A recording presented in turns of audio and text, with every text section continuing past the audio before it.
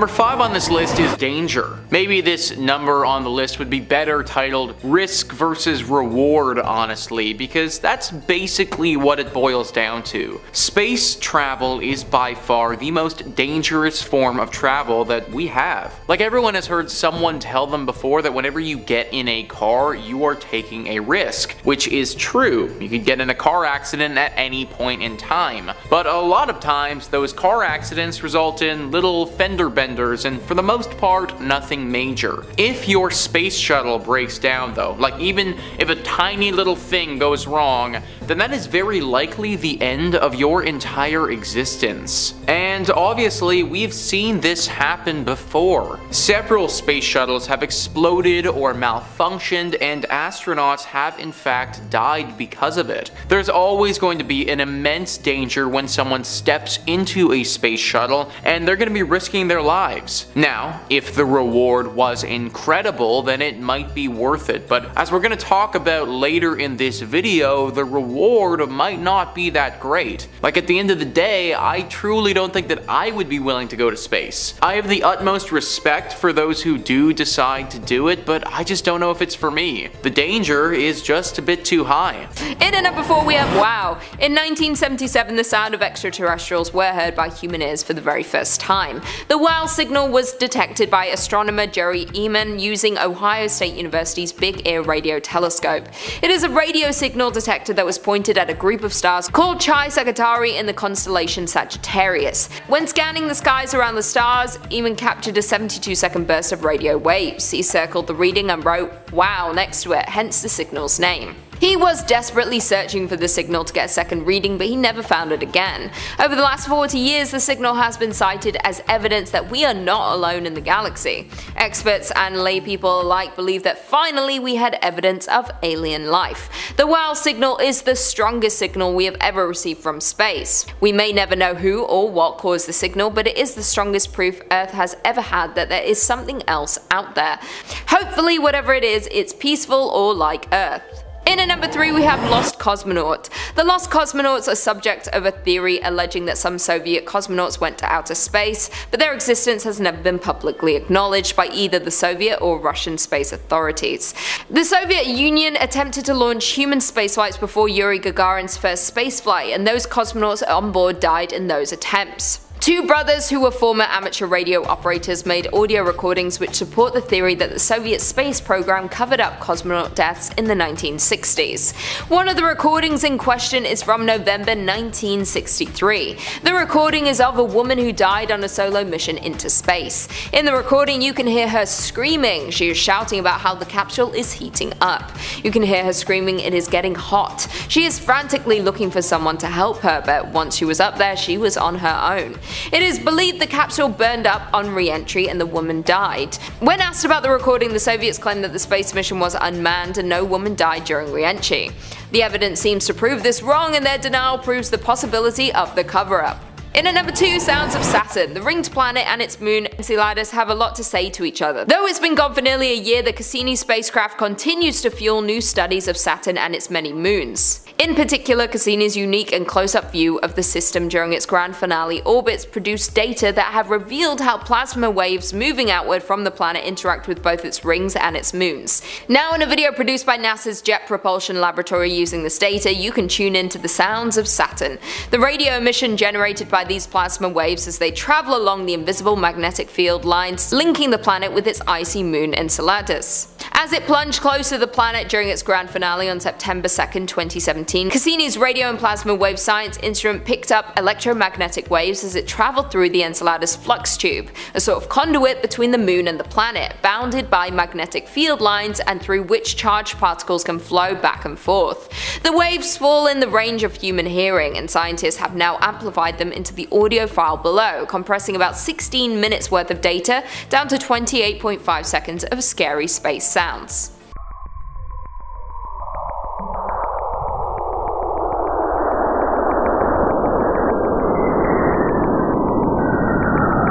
Finally, in at number 1 we have Milky Way signal. A fast radio burst was detected from within our galaxy for the very first time. We may be closer to uncovering its origin. On April 28, 2020, two ground-based radio telescopes detected an intense pulse of radio waves. It only lasted a mere millisecond, but for astonished astronomers it was a major discovery, representing the first time a fast radio burst, or FRB, had ever been detected so close to Earth.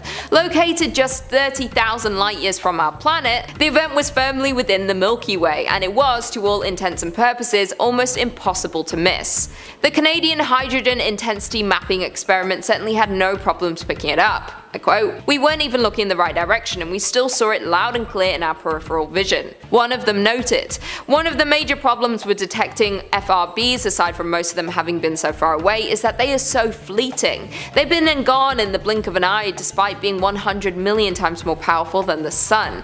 They can release as much energy in a few thousandths of a second as the sun in 100 years. Ideally, astronomers would discover an object and focus one or more different telescopes at it, but the ephemeral nature of these bursts removes any such opportunity. But despite these challenges, astronomers have succeeded in building up a bank of knowledge about FRBs, most of which has been based on the dozens of recorded events from beyond our own galaxy. For starters, we know they are bright flashes of radio light lasting from microseconds to milliseconds. All sky searches for them also suggest that thousands of these bursts occur in the sky every single day. It will take many years of research to understand exactly what these signals mean. Until then, we can just wonder about what is out there among the galaxy. Coming in at number 5, SHGB02+14A. Yeah, that's a mouthful. This is an astronomical radio source and is a candidate in the search for extraterrestrial intelligence, discovered in March 2003 by SETI at home. Now, the source was observed 3 times for a total of about a minute at a frequency of about 1420 MHz, one of the frequencies in the waterhole region, which is theorized to be a good candidate for frequencies used by extraterrestrial life to broadcast contact signals. Now, the region it hailed from is usually devoid of any nearby stars. The closest star systems in approximate region of the signal include the binary star G7311A and B, which are 106.1 light years from the Sun. Although the unrelated star G7310 is only 108.7 light years away, less than 3 light years from G7311A and B, all of these stars are red dwarfs, which is the smallest and coolest kind of star on the main sequence and are by far the most common type in the Milky Way. Now, there are a number of puzzling features of this candidate which have led to a large amount of skepticism. The source itself is located between the constellations Pisces and Aries, a direction in which no stars are observed within 1,000 light years from Earth. It is also a very weak signal. The frequency of the signal has a rapid drift, changing between 8 and 37 Hz per second. Now, here's where things get interesting. If the cause is Doppler shift, it would indicate emissions from a planet rotating nearly 40 times faster on its axis than the Earth. Each time the signal was detected, it was again at about 1420 MHz, the original frequency before any drift. Of course, there are many explanations for the signal, but many are purporting an artifact of random chance, cosmic noise, or even a glitch. I'm here for aliens though. I always am. Number 4 on this list is aliens. Aliens, although unlikely, need to be considered when determining whether or not to go to space or not. If there is a risk that we could run into aliens and in the process of doing so, piss those aliens off, then that would really not be very good for any of us. There have been tons of stories about aliens and the possibility of them being out in the universe at this point. In fact, I think it's pretty much an accepted belief that if the universe is infinite, then there has to be life somewhere else in the universe. But it could be closer than you think. One famous story is that of the knock. Tanya Sirohi writes, "First off, there's no sound in space. There's only vacuum. And this is precisely what makes this story a strange one. Back in 2003, astronaut Yang Liwei, the first to be sent into space by the Chinese space program, was sitting in his space shuttle when he reportedly heard a knock. He described it as someone knocking the body of the spaceship, just as knocking an iron bucket with a wooden hammer would sound. Apparently, he's not the only one to have experienced this. There were other Chinese astronauts astronauts between 2005 and 2008 who've reported hearing similar sounds. A lot of people have heard this story and credited it to being aliens. A lot of people have heard this story and credited it to being aliens that caused the sound. If that's the case, then it's something NASA really needs to consider if they ever want to go to space again. Number 3 on this list is space snakes. Now, I'm gonna be honest guys, this one is just kind of silly, but I honestly just wanted to throw it in here because it really does make for a good story. And let's face it, if this story is actually true and it's all real, then I also would think twice about making another mission to space as well. Tanya Siro, he says, retired NASA astronaut Dr. Story Musgrave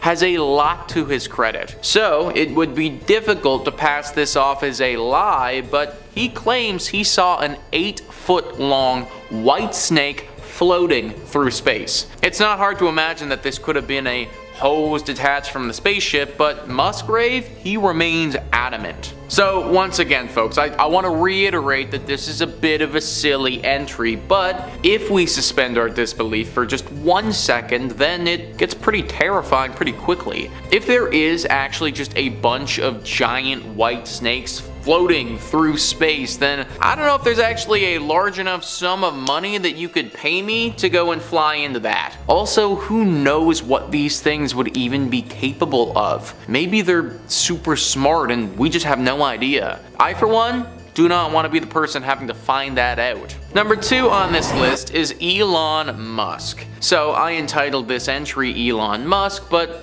ultimately it's just billionaires in general at this point. For some reason, it's not enough for these guys with billions of dollars to just own some fancy cars and yachts. No, they need to have their own fancy rocket ships as well. And they've made it their mission to fly to space in some capacity and do it before all of the other billionaires do it. Well, guess what? This is good news for NASA. SpaceX was founded in 2002 by Elon Musk. Google says Space Exploration Technologies Corp. is an American spacecraft manufacturer, space launch provider, and a satellite communications corporation headquartered in Hawthorne, California. It was founded in 2002 by Elon Musk with the goal of reducing space transportation costs to enable the colonization of Mars. NASA is probably loving the sound of that last bit there. Reducing space transportation costs? At the end of the day, NASA's whole mission isn't to worry about costs and other things.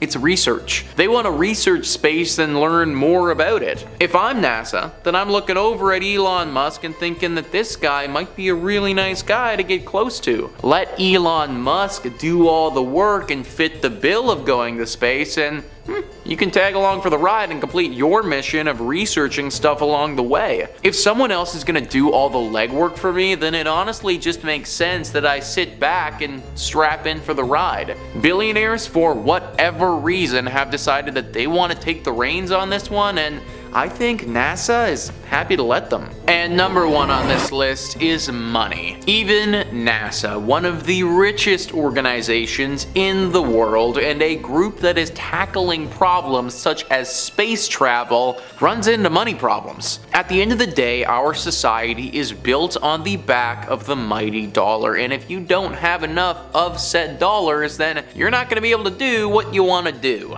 Every time NASA launches a space shuttle to go into space, literally every single time, that is going to cost $450 million.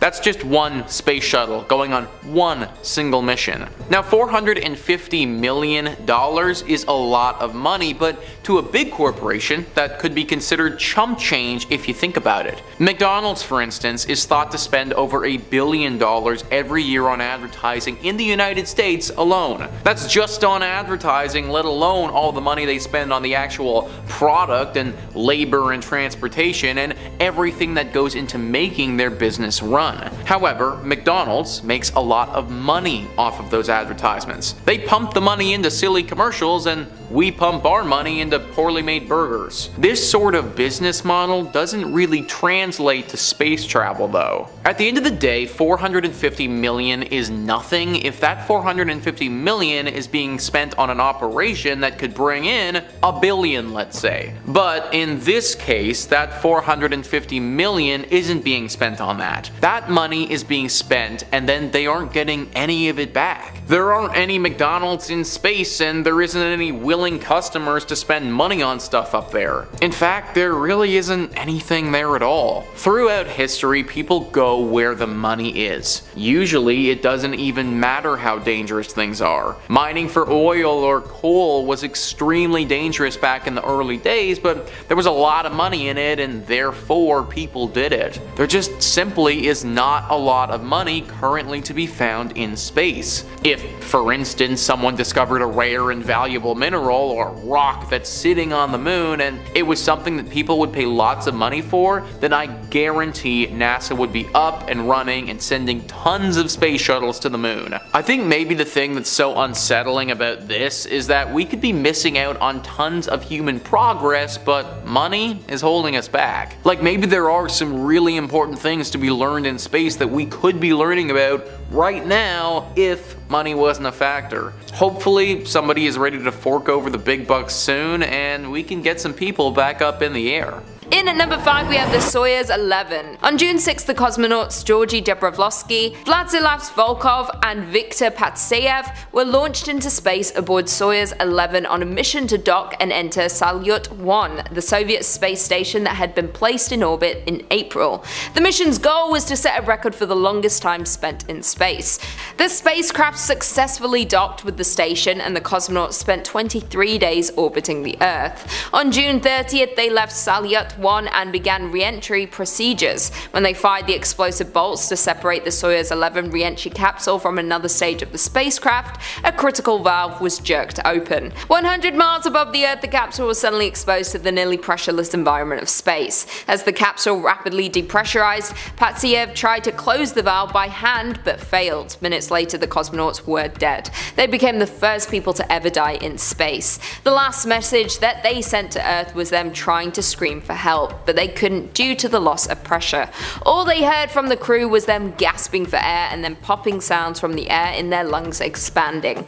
The spacecraft landed itself perfectly on Earth, fully intact. When it was opened, they found the remains of the crew, with blood dripping from their ears and nose, and their skin had turned blue due to the lack of oxygen.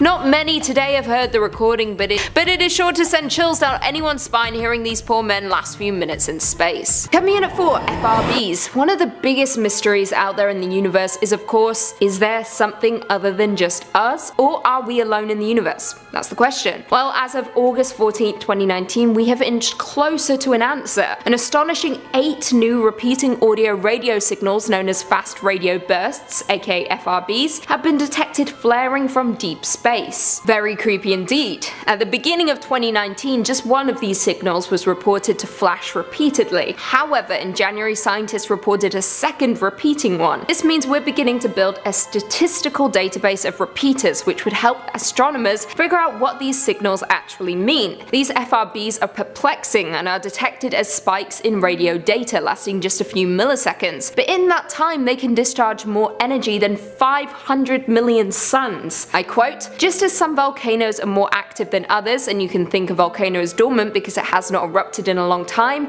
this can be said about FRBs. There is also a frequency drift. The first 2 repeaters showed a downward drift in frequency, with each burst getting successfully lower, kind of like a sad trombone sound effect. As of right now, scientists are attempting to figure out where the FRBs are hailing from and what exactly the signals mean. Perhaps it is from extraterrestrial life, telling us they're out there, or perhaps it's something far more sinister." Coming in at number 3, Tabby's star. Also known as KIC 8462852, Voyager star or WTF star is an F-type main sequence star located in the constellation Cygnus, approximately 1,470 light-years from Earth. Unusual light fluctuations of the star, including up to a 22% dimming in brightness, were discovered by citizen scientists as part of the Planet Hunters project. In September 2015, astronomers and citizen scientists associated with the project posted a preprint of an article describing the data and possible interpretations. The discovery was made from data collected by the Kepler Space Telescope. telescope, which observed changes in the brightness of distant stars to detect exoplanets. Now, Tabby star is not the only star that has large irregular dimmings, but all other such stars are young stellar objects called YSO dippers, which have different dimming patterns. Now, several hypotheses have been proposed to explain the star's irregular changes in brightness as measured by its light curve, but none to date fully explain all aspects of the curve. One explanation is that an uneven ring of dust orbits Tabby's star. Another explanation is that the star's luminosity is modulated by changes in the efficiency of heat transport to its photosphere. One external obscuration is required. Now, a third hypothesis, based on a lack of observed infrared light, posits a swarm of cold, dusty comet fragments in a highly eccentric orbit. However, the notion that disturbed comets from such a cloud could exist in high enough numbers to obscure 22% of the star's observed luminosity has been doubted. It has also been hypothesized that the changes in brightness could be signs of activity associated with intelligent extraterrestrial life constructing a Dyson swarm. However, further analysis based on data through the end of 2017 showed wavelength-dependent dimming consistent with dust, not an opaque object such as an alien megastructure. Again, I'm still going with aliens. It's always aliens. Coming in at number 2,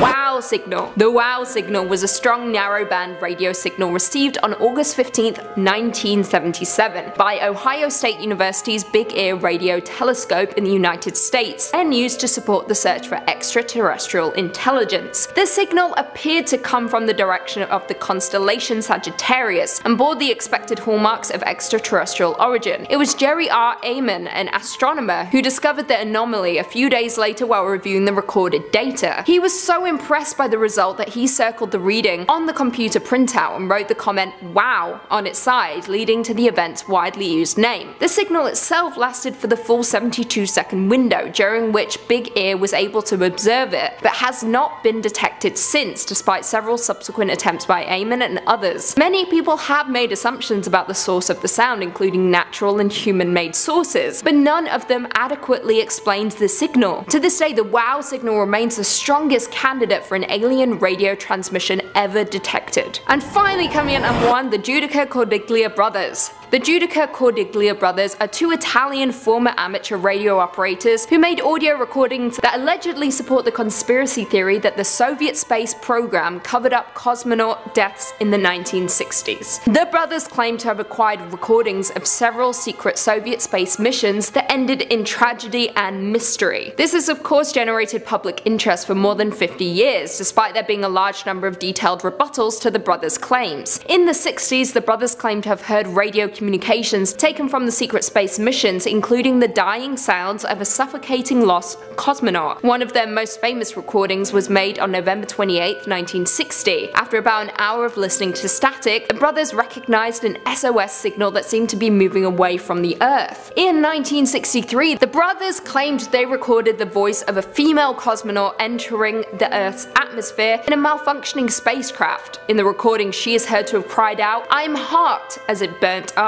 In total, the Giudica Cordiglia brothers released 9 recordings over a period of 4 years. The details were as follows. May 1960, a crewed spacecraft reports it is going off course. November 28, 1960, a faint SOS Morse code signal is sent from another troubled spacecraft leaving Earth's orbit. February 1961, a cosmonaut is audibly recorded suffocating to death. April 1961, a capsule is recorded orbiting the Earth 3 times before re-entering the Earth's atmosphere, days before Yuri Gagarin made his historic flight. May 1961, an orbiting spacecraft makes an appeal for help after going out of control. October 61, a cosmonaut loses control of his spacecraft, which veers off into deep space. November 1962, a space capsule misjudges re-entry, bouncing off the Earth's atmosphere and out into space. November 1963, a female cosmonaut dies during re-entry. April 1964, another cosmonaut is killed when his capsule burns up in the Earth's atmosphere. Since the 60s, critical analysis of the recordings has cast doubt on their provenance. For instance, audio transcripts reveal that none of the cosmonauts were supposed to be Soviet Air Force pilots, followed standard communication protocols such as identifying themselves when speaking or using correct technical terminology. Fishy fishy. Still, I have doubts. I think something greater is going on here.